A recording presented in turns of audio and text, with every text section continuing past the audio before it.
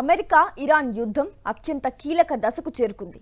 గత 2 వారాలుగా సాగుతున్న ఈ పోరులో అత్యంత భారీ స్థాయిలో బాంబు దాడులు జరగనున్నట్లు అమెరికా రక్షణ శాఖ ప్రకటించింది.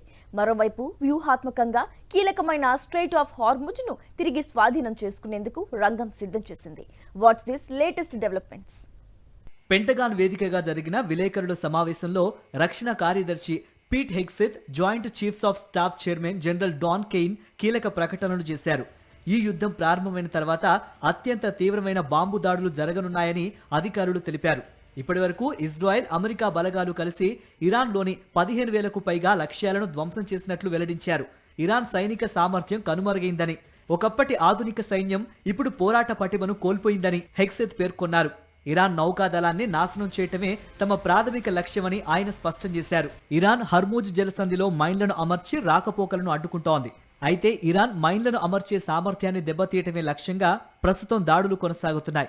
ఈ జలసంధిని ఎట్టి పరిస్థితుల్లోనూ శత్రువుల గుప్పిట్లో ఉండనివ్వమని అమెరికా శపథం చేసింది. మరోవైపు ఇరాక్లో అమెరికాకు చెందిన KC-135 రిఫ్యూలింగ్ విమానం కూలిపోయిన ఘటనలో 6 సిబ్బందికి గాను 4 మరణించినట్లు సెంట్రల్ కమాండ్ ధృవీకరించింది.